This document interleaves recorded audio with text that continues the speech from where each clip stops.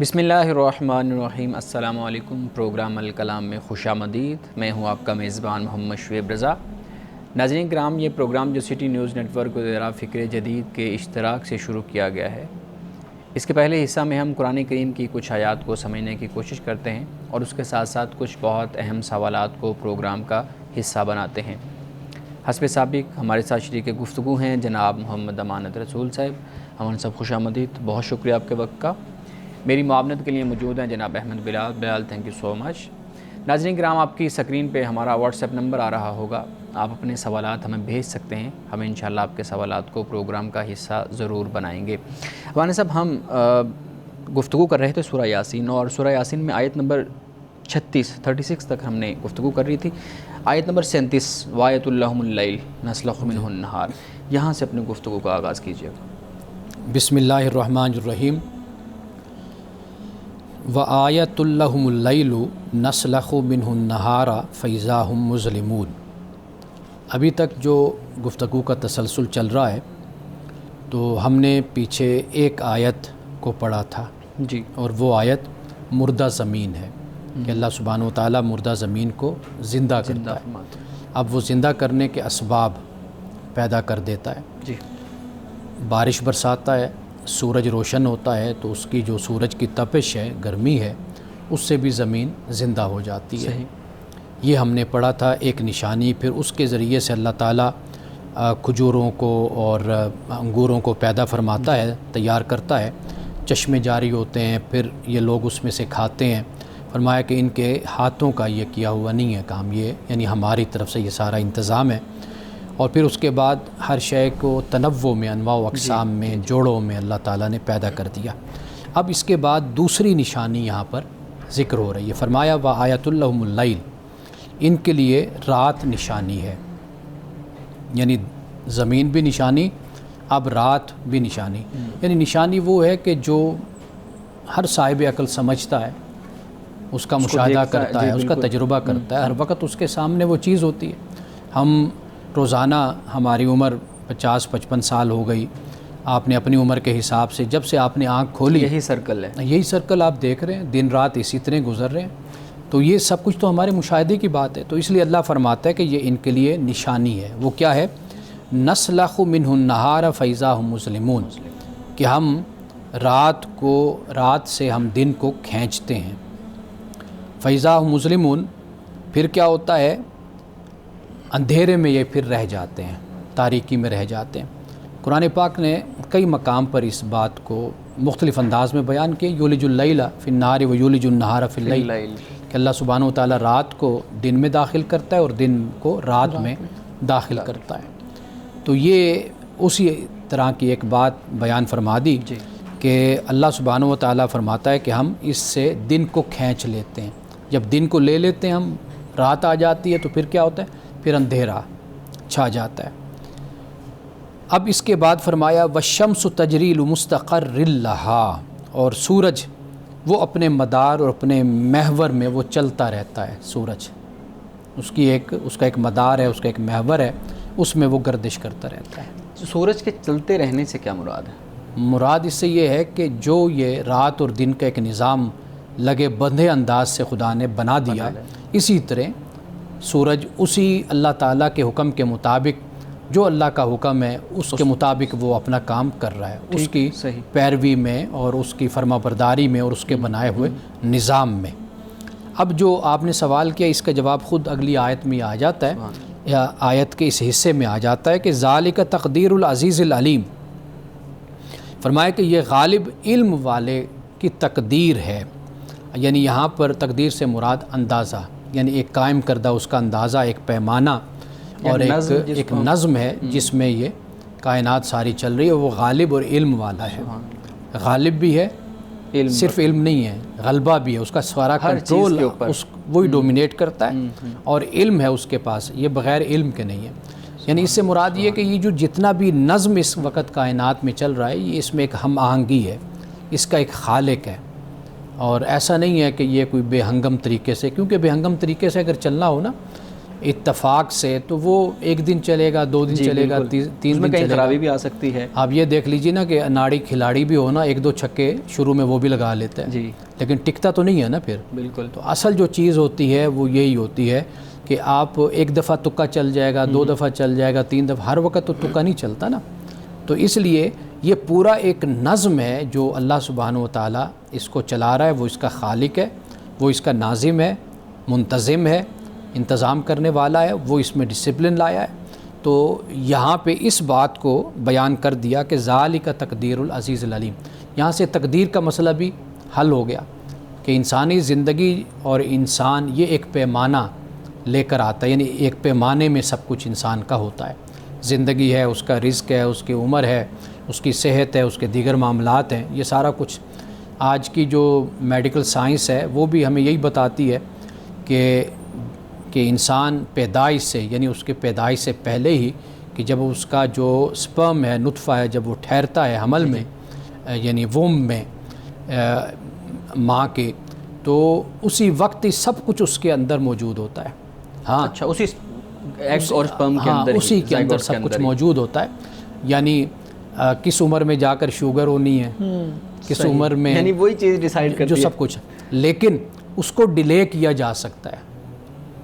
اچھا، یعنی میڈیکل کے ذریعے، سائنس کے ذریعے اس کو نہیں، ڈیلے اس طرح کیا جا سکتا ہے کہ انسان صحت مند زندگی گزارے. ٹھیک ہے، ٹھیک ہے. یعنی ایک شخص یعنی مثال کے طور پر اگر یہ ہے کہ اس کو اتنی عمر میں 25 سال کی عمر، مثال کے طور پر، یا 30 سال کی عمر میں شوگر ہونی ہے، جی، اب وہ اپنے لائف سٹائل سے، ہیلدی لائف سٹائل سے اس کو ڈیلے کر سکتا ہے. صحیح، بالکل ٹھیک. وہ 30 سال کے بجائے 60 سال میں بھی ہو سکتی ہے، 50 سال میں بھی اس کو ہو سکتی ہے. اور اس کا اختیار انسان کو اللہ رب العزت نے یہ دیا ہوا ہے. اختیار انسان کے پاس ہے. تو پھر اس سے تو یہ کہا جا سکتا ہے کہ بندہ اپنی تقدیر جو ہے وہ بدل سکتا ہے خود. جی بالکل. اس لیے علماء نے، ہمارے فلاسفرز جو ہیں، انہوں نے 2 حصے اس کے بیان کیے نا، تقدیر معلق کہا اور تقدیر مبرم کہا. جی جی بالکل. مبرم یہی ہے کہ جو طے شدہ ہے، جس کو آپ قضا بھی کہہ سکتے ہیں، جس کی بڑی خوبصورت مثال یہ دی جاتی ہے کہ جیسے پہاڑ سے پتھر آ رہا ہے، لینڈ سلائڈنگ جیسے ہوتی ہے، تو آپ ایک وقت تک تو آپ اس کو کھڑے ہو کر دیکھ رہے ہیں، اور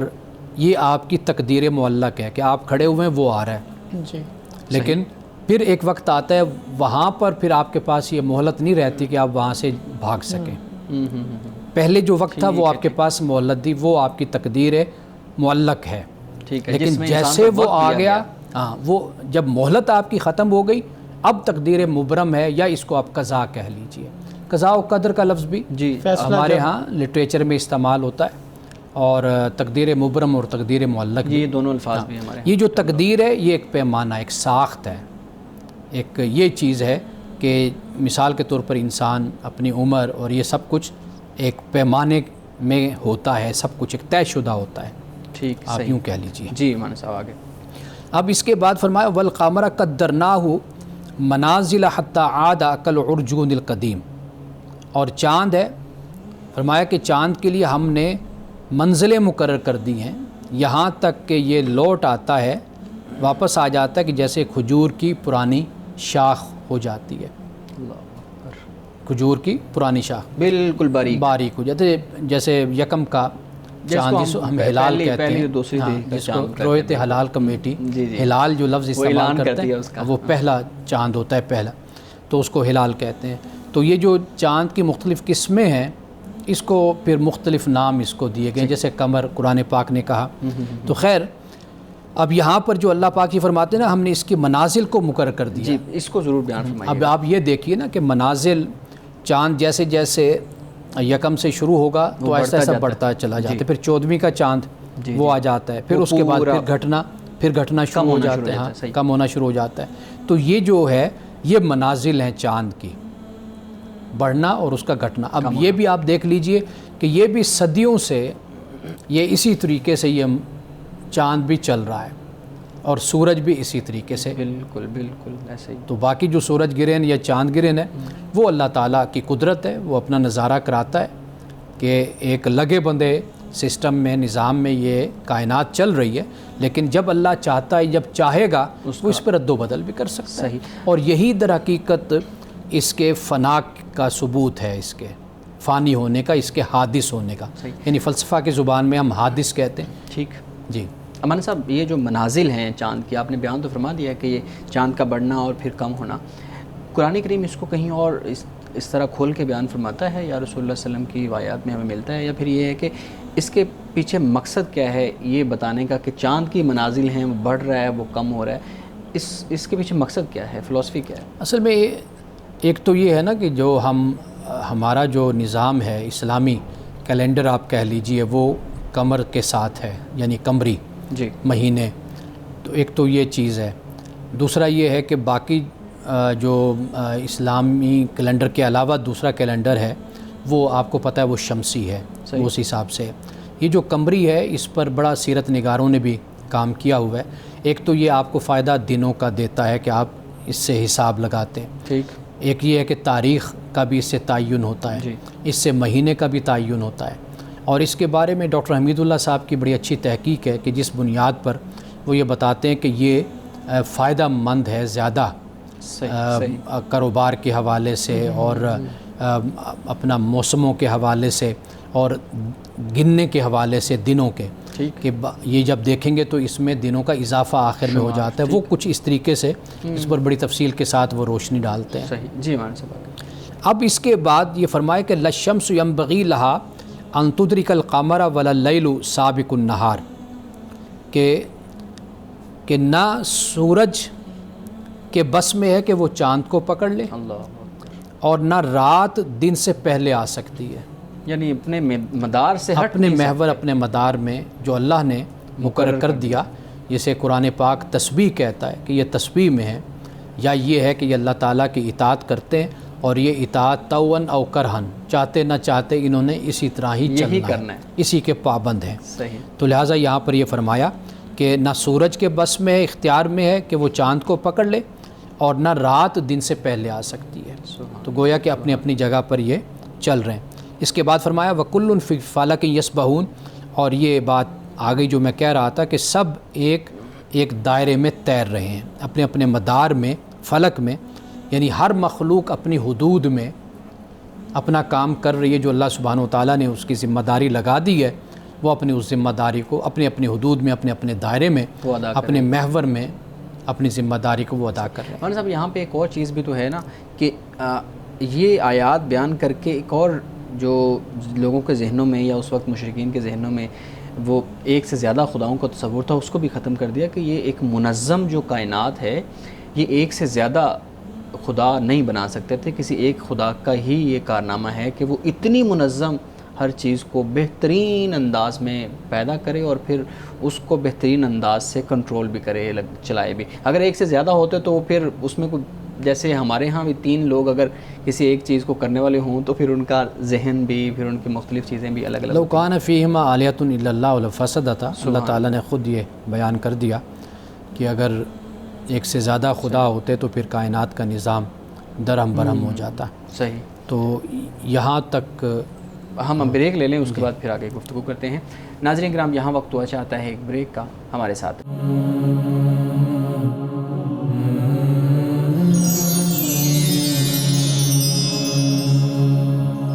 پروگرام میں ایک دفعہ پھر خوش آمدید۔ امان صاحب بہت شکریہ، قرآن کریم کی آیات آپ تلاوت فرما رہے تھے اور ان کا مفہوم بہت اچھے طریقے سے آپ نے بیان کیا۔ ہمارے ناظرین بھی ہمیں سوالات بھیجتے رہتے ہیں، تو میں چاہوں گا کہ ناظرین کے سوالات پہ بھی آپ گفتگو کریں، آپ ان کے جوابات دیں۔ پہلا سوال یہ ہے، پوچھتے ہیں کہ مریض اگر شدید بیمار ہو یا اس کو درد ہو تو کوئی ایسی حدیث یا کوئی ایسی آیت بتا دیں جس کو بطور تسبیح پڑھ کے انسان جو ہے نا اپنا وقت گزار سکے۔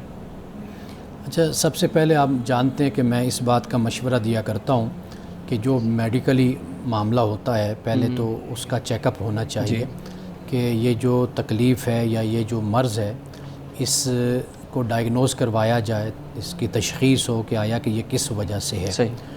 اس لیے کہ جو تسبیح ہے، جو وظیفہ ہے یا کوئی دم ہے، یہ بات یاد رکھیے کہ اللہ کے رسول صلی اللہ علیہ وسلم نے سب سے پہلے ہمیں اسی بات کی تلقین کی ہے کہ ہم طبیب کے پاس جائیں، ڈاکٹر کے پاس جائیں اور وہاں سے اس کا علاج کروائیں۔ باقی اللہ تعالیٰ کا کلام یہ پڑھنا، یہ انسان کے لیے نفسیاتی حوالے سے، روحانی حوالے سے، ایمانی حوالے سے انسان کو سپورٹ کرتا ہے. یعنی جس کی مثال میں یہ دیا کرتا ہوں کہ اگر آپ تاریکی میں ہیں تو اکیلے ہیں، تو اکیلے ہیں، اگر آپ خدا کو مانتے ہیں تو اس تاریکی میں بھی آپ کو ایک حوصلہ ہوتا ہے کہ میرا خدا میرے ساتھ ہے. بالکل بے شک. اسی طریقے سے جب آپ کسی تکلیف میں، درد میں ہیں تو آپ خدا کو یاد کرتے ہیں تو گویا کہ یہ آپ کے دل میں ہوتا ہے، آپ کے لیے اطمینان اور تسلی کا باعث بنتا ہے کہ اس تکلیف کو دور کرنے والی ذات میں میرا خدا وہ میرے ساتھ ہے، وہ مجھے دیکھ رہا ہے میری اس تکلیف کو. اور پھر ایماندار جو ایمان والا ہوتا ہے وہ اس بات پر اطمینان رکھتا ہے کہ اگر اس کو منظور ہوا تو وہ میری اس تکلیف کو دور کر دے گا، اگر اس میں آزمائش ہے اور اس کی مرضی اسی میں ہے تو میں اسی کے ساتھ راضی ہوں. سبحان. تو اس کے لیے آپ قرآن مجید کا کوئی بھی حصہ پڑھ لیں، آپ کو جو بھی یاد ہے. اللہ تعالیٰ نے دعا بیان کی ہے، ربنا آتنا فی الدنیا حسنۃ وفی الآخرۃ حسنۃ وقنا عذاب النار، وہ ہے، وہ پڑھ لیں. رسول اللہ صلی اللہ علیہ وسلم کی کوئی حدیث، کوئی قول اگر ہے تو آپ اس کی تلاوت کر لیں. تو ایسا بہت کچھ ہے جو بھی آپ کو میسر آتا ہے، جو آپ کو یاد ہے تو آپ اسی کو پڑھتے رہیں، اللہ تعالیٰ کو یاد کرتے رہیں ساتھ ساتھ. تو رسول اللہ صلی اللہ تعالیٰ علیہ وسلم کی جو احادیث مبارکہ ہیں ان کو پڑھنے پر بھی ثواب ملے گا جس طرح قرآن کی تلاوت کرنے پر ملتا ہے؟ دیکھیے احادیث رسول صلی اللہ علیہ وسلم میں ایک مقصدیت موجود ہے. جی جی. اللہ تعالیٰ سے وہ آپ کو جوڑتی ہے، آپ کی حدیث، آپ کا قول، تو وہ جو آپ کا تعلق اللہ کے ساتھ جوڑتا ہے اور مضبوط ہوتا ہے، بشرطے کہ آپ کو چیز سمجھ بھی آئے، اس کا فہم بھی آپ کو کہا کیا گیا ہے، فرمایا کیا گیا ہے. نہیں، نارملی جو وظائف کرتے ہیں ان کو تو انڈرسٹینڈنگ سے کوئی غرض نہیں ہوتی، وہ تو کہتے ہیں کہ ہمیں آیت کا کوئی بتا دیں حصہ یا کوئی آیت بتا دے، بس ہم وہ تلاوت کرتے رہیں. دیکھیے وہ سمجھ کر پڑھنا وہ لازم اور ضروری ہے.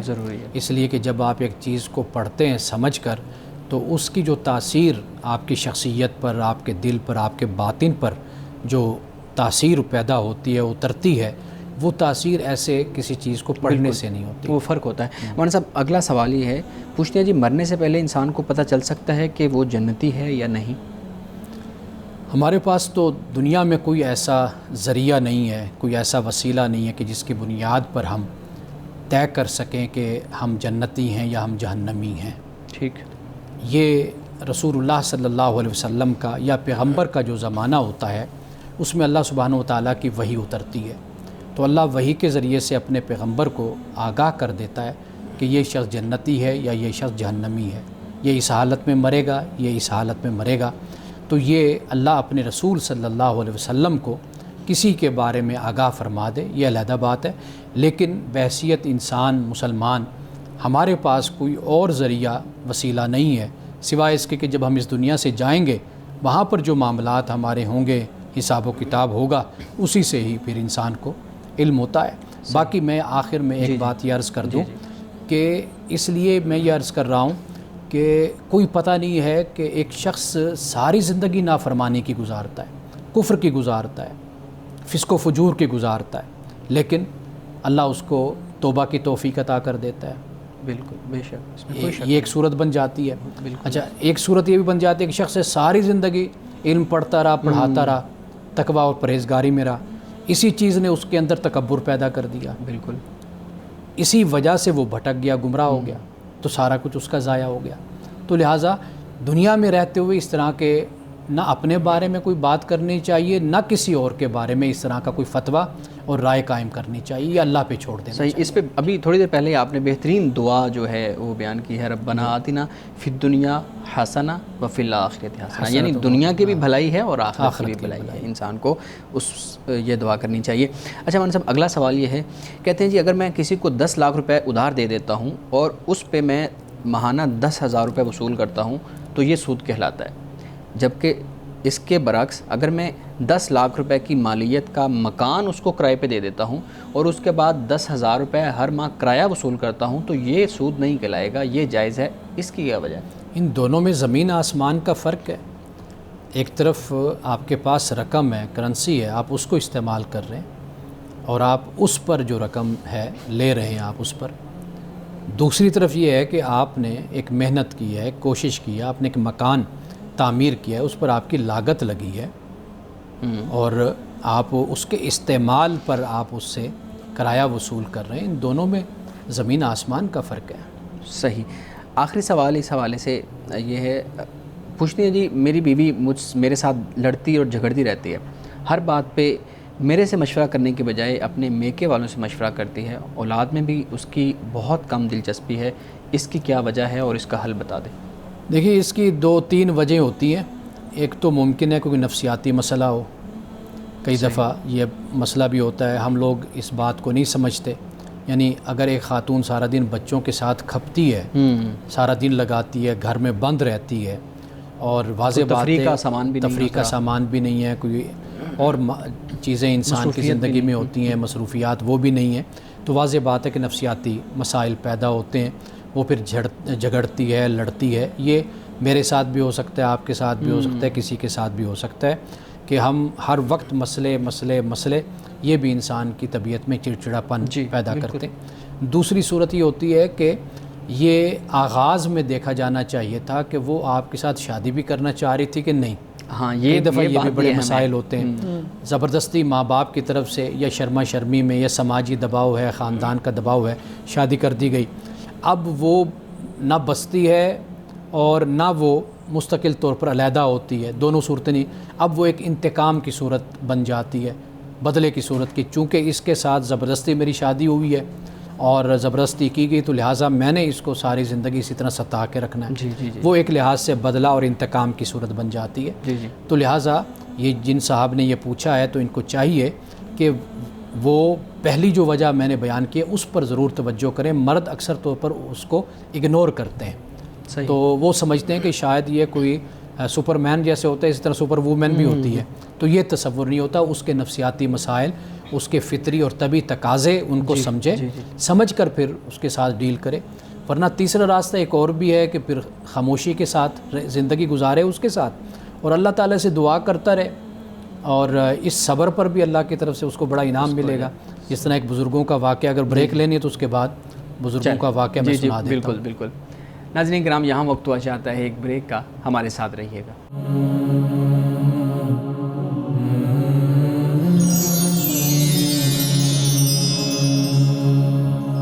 پروگرام میں ایک دفعہ پھر خوش آمدید. امانا صاحب، آپ بزرگوں کی بات فرمانے لگے تھے. میں یہ واقعہ ہے کتابوں میں، حقیقت تو نہیں ہے، بہرحال یہ ہے کہ مشہور ہے یہ بات کہ وہ شیر پر آ رہے تھے تو ان کے مریدوں نے ان کو دیکھا کہ وہ شیر پر بیٹھے ہوئے آ رہے ہیں. اتنے یعنی طاقتور، اور ان کی یہ کرامت، اور ان حیوانوں کو، جانوروں کو بھی، درندوں کو بھی انہوں نے مسخر کیا ہوا ہے. صحیح. تو وہ ادھر انہوں نے یہ دیکھا. دوسرے وہ گھر جب آئے تو گھر میں تو ان کے مرید بھی پیچھے ساتھ آ گئے. تو گھر میں بیٹھے تو انہوں نے آواز دی کہ بھئی کوئی کھانے کے لیے ہے تو لے آؤ. تو اندر سے انہوں نے سلواتیں سنائیں، ڈانٹا کہ بھئی آپ ان کو کیا لے کر آ جاتے ہیں، یہ سارے مطلب مفت خورے ہیں، ان کو آپ بٹھا لیتے ہیں یہاں پر، پہلے آپ کماتے کچھ نہیں ہیں، اوپر سے آپ ان کو لے آتے ہیں. تو وہ مرید ہکے بکے پریشان، وہ کہنے لگے یہ ایک طرف تو ہم نے دیکھا ہے شیر پہ بیٹھا ہوا، اس کو بھی دیکھ رہے ہیں اور یہ حالت ہے. تو ان کا شیخ اس کی کیا وجہ کیا ہے، سبب کیا ہے کہ ادھر شیر پر بیٹھے ہیں اور ادھر آپ کی بیگم جون سی ہے وہ آپ سے کنٹرول نہیں ہوتی. تو انہوں نے فرمایا کہ بھئی یہ جو مقام مجھے ملا ہے شیر پر بیٹھنے کا، یہ اسی پر ملا ہے کہ میں نے صبر کیا ہے. یہ اسی صبر کا نتیجہ ہے. تو یا پھر ان کو یہ مشورہ ہے کہ صبر کے ساتھ وقت گزاریں، اللہ اس پر بھی جزا دیتا ہے. صحیح. بہت شکریہ. جی بلال صاحب، آپ کے پاس بھی کچھ سوالات ہیں؟ جی سر، آپ نے ایک پروگرام میں بتایا تھا کہ ہم رسول اللہ صلی اللہ تعالی وسلم کو آج کے دور میں نہیں دیکھ سکتے، ان کی زیارت ممکن نہیں ہے. تو اب دیکھا جائے تو سیرت طیبہ صلی اللہ تعالی علیہ وسلم کو سمجھنے کے لیے خود حضور علیہ الصلوۃ والسلام یا صحابہ نہیں موجود جو ہمیں بتا سکیں. تو ہمارے پاس جو ماخذ بچتے ہیں وہ قرآن کے بعد حدیث ہے. میں یہ پوچھنا چاہتا ہوں کہ حدیث کو سمجھنے کا طریقہ کار کیا ہونا چاہیے؟ ریفرنس اور کانٹیکسٹ کو دیکھنا، قرآن اور حدیث کو کیا ایک ہی طرز پر سمجھنا چاہیے یا دونوں کا طریقہ کار الگ ہونا چاہیے؟ اچھا، آپ نے جہاں سے بات شروع کی میں وہیں سے ہی جواب شروع کرتا ہوں. اپنا جواب بھی اسی جگہ شروع کرتا ہوں. گزارش یہ ہے کہ میں نے یہ عرض کیا تھا کہ رسول اللہ صلی اللہ علیہ وسلم نے جب یہ فرمایا کہ جس نے مجھے دیکھا اس نے مجھے ہی دیکھا، یعنی میری شکل میں، میری صورت میں تمثل کوئی شیطان اختیار نہیں کر سکتا، یہ حدیث میں آپ نے فرمایا. میں نے یہ عرض کیا تھا کہ صحابہ کرام رضوان اللہ تعالی علیہم اجمعین آپ کو انہیں زیارت ہوئی تھی آپ کی، ان کو آپ نے یہ فرمایا کہ خواب میں اگر تم مجھے دیکھتے ہو تو وہ میں ہی ہوتا ہوں، بالکل یہ آپ نے فرمایا۔ میں نے یہ عرض کیا تھا کہ آپ کی زیارت کرنے کے بعد، یعنی صحابہ کرام رضوان اللہ تعالی علیہم اجمعین کے بعد کسی نے آپ کو نہیں دیکھا۔ جی آج اگر کوئی آپ کا یہ دعویٰ کرتا ہے کہ جی میں نے خواب میں دیکھا، تو یہ ممکن ہے کہ اس کی عقیدت ہو، اس کی محبت ہو، کہ جس کی وجہ سے اس کا یہ خیال ہو، جیسے بہت سے لوگ بڑی خواہش کے ساتھ رات کو سوتے ہیں بالکل، اور کوئی وظیفہ بھی کرتے ہیں، کچھ کرتے ہیں جی ہمیں رسول اللہ صلی اللہ علیہ وسلم کی زیارت ہو، تو وہ تو صحابہ نے دیکھا تھا نا آپ علیہ الصلوۃ والتسلیم کو، وہ پہچان گئے اور آپ نے ان کو یہ فرمایا۔ تو آج کا جو شخص اس طرح کا دعویٰ کرتا ہے تو ممکن ہے اس کا اپنا یہ خیال ہو، ایک عقیدت ہو کہ وہ جو دیکھا وہ یہ کہے کہ جی یہ رسول اللہ صلی اللہ علیہ وسلم کی ذات اقدس ہے۔ میں نے یہ بات اس وقت یہ بات بیان کی تھی۔ اب اس سے آگے دیکھیے، قرآن اور حدیث میں زمین آسمان کا فرق ہے، اس لیے کہ قرآن اللہ کی طرف سے نازل کردہ ہے، یعنی کلام اللہ ہے جی جو منزل ہے اعلیٰ رسول صلی اللہ علیہ وسلم، رسول اللہ صلی اللہ علیہ وسلم پہ جو نازل ہوا وہ قرآن ہے، کلام اللہ۔ جب ہم حدیث کی تعریف کرتے ہیں، آپ جانتے ہیں کہ حدیث کی تعریف میں ما اضیفہ الی الرسول یا الی النبی صلی اللہ علیہ وسلم یہ کہا جاتا ہے کہ جو رسول اللہ کی طرف نسبت کی جاتی ہے، اور یا جیسے محدثین نے نسبہ کا لفظ استعمال کیا، ما نسبہ الی الرسول، کہ رسول کی طرف نسبت کی جاتی، قول کی، فعل کی یا تقریر کی۔ تو حدیث میں صفت کو وہ خلقی ہے، یعنی اخلاق ہے، ظاہری طور پر آپ کا ظاہری حسن و جمال، آپ کا شمائل جس کو کہا جاتا ہے، یہ بھی شامل ہو جاتا ہے، اور دوسرا باطنی حوالے سے، اخلاقی حوالے سے، یہ بھی سب کچھ حدیث میں شمار کیا جاتا ہے کہ اس کی نسبت رسول اللہ کی طرف ہوتی ہے۔ قرآن مجید کی جب ہم نے تعریف کی، ہم نے کہا کہ اللہ کا کلام جو نازل ہوا محمد رسول اللہ پہ، خدا کی طرف سے، ہاں محمد رسول اللہ پہ نازل ہوا، وہاں پر کوئی راوی نہیں ہے، جی یہاں پہ راوی کا ذکر ہو رہا ہے کہ نسبت کی گئی، اضافت کی گئی رسول اللہ کی طرف۔ تو یہ بہت بڑا فرق ہوتا ہے۔ آپ دیکھیے محدثین بھی نقل کریں گے نا تو وہ کہیں گے قال رسول اللہ صلی اللہ علیہ وسلم، یعنی قال ابن عباس، قال عمر، قال ابو بکر، یہ کہہ کر پھر کہیں گے کہ قال رسول اللہ صلی اللہ علیہ وسلم، تو یہاں پر ایک راوی موجود ہوتا ہے۔ اس لیے محدثین نے دو باتوں کو ہمیشہ بیان کیا ہے، ایک ہوتا ہے راوی، آپ راوی کو دیکھتے ہیں، سند کو دیکھتے ہیں، بیان کرنے والا کہ بھئی وہ کس معیار کا ہے، اس بنیاد پر آپ حدیث کو قبول کرتے ہیں۔ دوسری صورت ہوتی ہے اس کا متن ہوتا ہے، جیسے آپ درایت کہہ لیں اس کو، اس کا متن، ٹیکسٹ، وہ دیکھتے ہیں۔ تو لہٰذا حدیث کو پرکھنے کا جو معیار ہے وہ بڑا سخت رکھا گیا۔ کیوں؟ اس لیے کہ وہ رسول اللہ صلی اللہ علیہ وسلم کی تشریف آوری کے بعد باقاعدہ طور پر یہ جو آپ کو مجموعے نظر آتے ہیں، یہ تقریباً کوئی 200-300 سال کے بعد یہ مجموعے سارے بنے ہیں، تیار ہوئے ہیں، منظم طریقے سے، یعنی ان مجموعوں کو مدون کیا گیا، تیار کیا گیا۔ تو یہ قرآن اور حدیث میں زمین آسمان کا فرق ہے۔ اچھا، اب قرآن کو جب سمجھنا ہوتا ہے، قرآن کے سمجھنے کا ایک طریقہ یہ ہے کہ جسے ہم کہتے ہیں کہ تفسیر القرآن بالقرآن، قرآن خود اپنی تفسیر ہے، یعنی آپ کوئی آیت لیں، اس آیت کے مطابق جو دوسری آیات ہیں اسی موضوع کی، مضمون کی، آپ ان کو لیں اور ملا کر آپ دیکھیں تو قرآن خود اپنے مفہوم کو، اپنی بات کو واضح کر دیتا ہے۔ اور جو ہم کہتے ہیں صحیح حدیث جس کو ہم کہتے ہیں، وہ جو ہم تک پہنچی راوی سے، ہم اس کو سمجھتے ہیں کہ وہ رسول اللہ صلی اللہ علیہ وسلم قرآن مجید کے کسی مقام کی وضاحت کر رہے ہیں، اس کی تبیین ہو رہی ہے۔ یعنی بہت سے مسائل میں ہمیشہ یہ کہا کرتا ہوں کہ جیسے والدین کا ادب ہے، احترام ہے، قرآن نے احسان کہا، نیکی کرنے کا کہا، چند اور مقام پر کچھ مسائل کو بیان کر دیا، لیکن رسول اللہ کی معاشرت، صحابہ کرام کے سوالات، رویے، سلوک، آپ کی ان پر پھر وضاحت، یہ در حقیقت اس مسئلے کو مزید کھول کر اس کی تبیین اور اس کی وضاحت کر دیتی ہے رسول اللہ صلی اللہ علیہ وسلم کی حدیث۔ حدیث کو اگر سمجھنا ہے تو وہ قرآن کی روشنی میں ہے، یعنی قرآن کی روشنی میں ہی آپ حدیث کو سمجھیں گے۔ جو حدیث قرآن کے مطابق ہے وہ آپ اس کو قبول کرتے ہیں، جو قرآن کے مطابق نہیں ہے وہ ایک روایت ہے، وہ رسول اللہ کا قول نہیں ہو سکتا کہ جو قرآن کے خلاف ہو۔ جی بہت شکریہ۔ یہ بتائیے گا کہ اگر کوئی شخص سیرت النبی صلی اللہ تعالیٰ علیہ وسلم کو سمجھنا چاہیے، جس طرح آپ نے حدیث کے بارے میں بیان فرمایا ہے.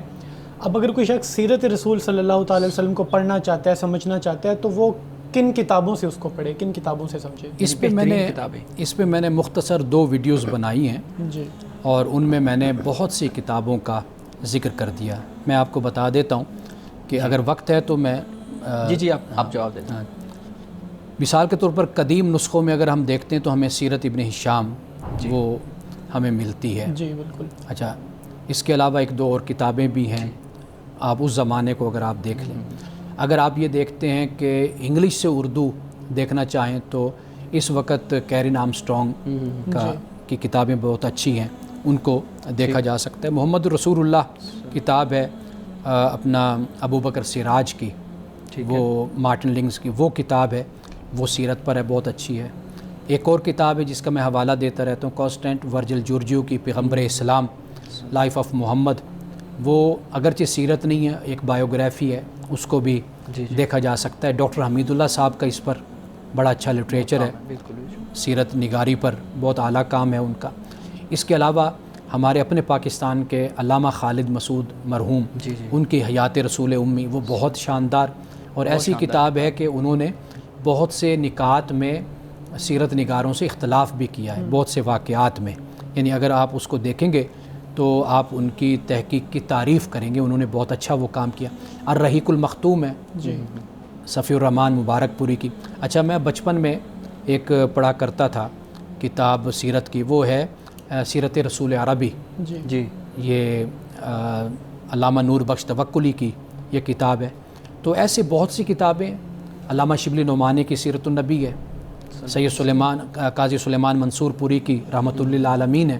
لیکن یہ ہے کہ میں ہمیشہ یہ مشورہ دیتا ہوں، النبی الخاتم مولانا مناظر احسن گیلانی کی ہے. تو میں ہمیشہ یہ مشورہ دیتا ہوں کہ آسان کتاب سے اور چھوٹی کتاب سے شروع کرنا چاہیے، پھر آہستہ آہستہ پھر آگے بڑھنا چاہیے. صحیح. ناظرین کرام، یہاں وقت ہوا چاہتا ہے ایک بریک کا. ہمارے ساتھ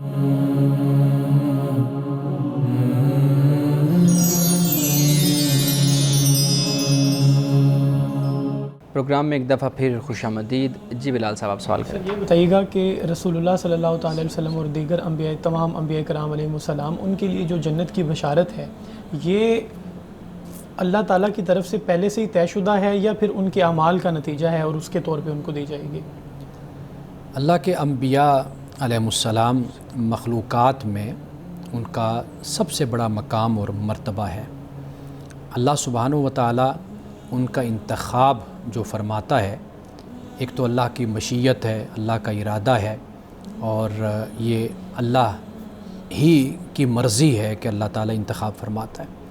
اور لیکن سب سے بڑی بات یہ ہے کہ ایسے جو اللہ تعالیٰ جن کو منتخب فرماتا ہے، جنہیں ہم انبیاء، جن کو ہم رسول کہتے ہیں، یہ اپنے اعمال میں، اپنے فطرت میں، اپنی عادات میں، اپنے خصائل میں اور اپنی زندگی میں یہ سب سے اعلیٰ لوگ ہوتے ہیں. یعنی اخلاق میں، تقویٰ میں، کردار میں، پرہیزگاری میں. تو لہٰذا جیسے کسی نے کہا نا رسول اللہ صلی اللہ علیہ وسلم کی ذات اقدس کے بارے میں کہ اگر آپ پیغمبر نہ ہوتے، یہ میں جملہ کوٹ کر رہا ہوں ایک غیر مسلم کا، یہ ذہن میں رکھیے گا، ایک مستشرق کہہ لیجئے آپ، ایک اپنا ہسٹورین کہہ لیجئے، مورخ کہہ لیجئے، غیر مسلم. اس نے کہا کہ اگر محمد صلی اللہ علیہ وسلم اگر رسول نہ بھی ہوتے نا تو لیکن یہ اس کائنات کے اور انسانیت کے سب سے بڑے انسان ہوتے ہیں. سبحان، سب سے بڑے انسان ہوتے ہیں. اب یہ چیز آپ دیکھ لیجئے کہ رسول اللہ صلی اللہ علیہ وسلم کی ذات اقدس یا تمام انبیاء علیہ السلام، ان میں جو خوبیاں ہیں، ان کی جو صفات ہیں، اوصاف ہیں، وہ کمال کی ہیں. تو وہ یہ اصل بنیاد ہے کہ اللہ سبحانہ و تعالیٰ ان کو اپنا نبی بناتا ہے، انہیں اپنا رسول بناتا ہے، انہیں اپنا پیغمبر بناتا ہے. تو لہٰذا جنت جب اچھے کام کرنے والے، ایمان لانے والے، اعمال صالح کرنے والے جب امتی ہوں گے تو ان سے جب وعدہ اللہ ایمان اور عمل صالح کی بنیاد پر جنت کا کر رہا ہے تو یہ تو بدرجہ عتم انبیاء علیہ السلام اور رسول کے لیے ہے، کیونکہ وہ ایمان میں اور عمل صالح میں اپنے کمال اور اپنے عروج پر ہوتے ہیں. سر، رسول اللہ صلی اللہ تعالیٰ علیہ وسلم نے مدینہ میں پہنچ کے سب سے پہلے مسجد کیوں بنائی؟ مسجد اصل ہمارے ہاں اب تو ایک دوسرا اس کا کردار نظر آتا ہے کہ نماز کے بعد اس کو تالا لگ جاتا ہے، پھر وہ ظہر کے ٹائم مسجد کھلتی ہے، پھر نماز کے بعد پھر تالا لگ جاتا ہے، پھر عصر کے ٹائم یعنی وہ کھلتی صرف ہے۔ آدھے گھنٹے کے لیے کھلتی ہے۔ لیکن رسول اللہ صلی اللہ علیہ وسلم نے جو مسجد کی تعمیر فرمائی وہ گویا کہ ایک کمیونٹی سینٹر آپ اس کو کہہ سکتے ہیں، یعنی اس طریقے سے کہ مسجد میں ہی عسکری جو معاملات ہوتے تھے، جنگی معاملات، وہ بھی مسجد میں بیٹھ کر ڈسکس ہوتے تھے، مسجد میں ہی عدالت بھی لگا کرتی تھی، مسجد میں ہی جو مال دولت مال غنیمت ہوتا تھا وہ لوگوں میں تقسیم کیا جاتا تھا، مسجد میں ہی بیٹھ کر جو خاندانی مسائل ہوتے تھے، ازدواجی لوگوں کے ایشوز ہوتے تھے، ان کا حل بھی مسجد میں کیا جاتا تھا۔ اسی طرح آپ کو معلوم ہے کہ وہ جو حبشی جو آئے تھے اور تیر اندازی کا مقابلہ ہو رہا تھا وہ مسجد میں ہو رہا تھا۔ حضرت عائشہ صدیقہ رضی اللہ تعالیٰ عنہ اسے دیکھ رہی تھیں، اور اسی طریقے سے مسجد میں نکاح بھی ہوتا تھا، مسجد میں جنازہ بھی ہے، ہر چیز مطلب یہ کہ وہ مسجد اس کا مرکز ہوا کرتی تھی۔ تو ہمارے ہاں اس کا تصور ذرا پاکستان میں خاص طور پہ یہ دوسری طرح کا ہو گیا، تو لہٰذا رسول اللہ صلی اللہ علیہ وسلم نے وہ مسجد صرف 5 وقت کی نماز کے لیے نہیں بنائی، بلکہ وہ ایک کمیونٹی سینٹر تھا کہ تمام مسائل جو معاشرے کے تھے وہ وہاں پر ڈسکس ہوتے تھے اور ان کا حل وہیں پر بیان کیا جاتا تھا۔ من صاحب بہت شکریہ۔ من صاحب میں چاہوں گا کہ آپ ہمارے ہر پروگرام میں ایک حکمت اور دانائی کی بات بیان کیا کریں، آپ بتائیے گا آج آپ کون سے حکمت کی اور دانائی کی بات کریں گے؟ آج ایک فارسی کا شعر ہے جی کہ 12 کے در لطافت تباش خلاف نیست، در باغ لالا روید و در شور بوم خس۔ ترجمہ اس کا یہ بنتا ہے کہ جو بارش ہے اس کی فطرت میں نرمی ہوتی ہے، لطافت ہوتی ہے، رحمت ہوتی ہے، اس کے سوا اس کی فطرت میں اور طبیعت میں کچھ نہیں ہے، یہ رحمت اور لطافت۔ مگر اس بارش سے کیا ہوتا ہے، باغ میں لالا اگتا ہے، کھلتا ہے، یعنی پھول کھلتے ہیں، اور جب کہ جو بنجر زمین ہوتی ہے وہ خراب زمین ہوتی ہے، تو لہٰذا وہاں پر خس و خاشاک اگتے ہیں بنجر زمین پر، یعنی گھاس پھوس اگ گیا۔ تو لیکن بارش جو ہے اس کی فطرت میں طبیعت میں رحمت ہی رحمت ہوتی ہے۔ اب وہ جو ریسیو کرنے والا ہے، لینے والا ہے، در حقیقت اس کے ظرف پر اور اس کی استعداد اور استطاعت پر انحصار ہوتا ہے کہ وہ کتنا ظرف رکھتا ہے، آیا کہ وہ بارش سے کیا لے سکتا ہے۔ ناظرین کرام، اس دعا کے ساتھ اپنے پروگرام کا اختتام کریں گے۔ اللہ رب العزت حسن کلام اور تاثیر کلام عطا فرمائے، ہماری زبان کی گروں کو کھول دے اور سننے والوں تک خیر کا پیغام پہنچے۔ اجازت دیجیے، خدا حافظ۔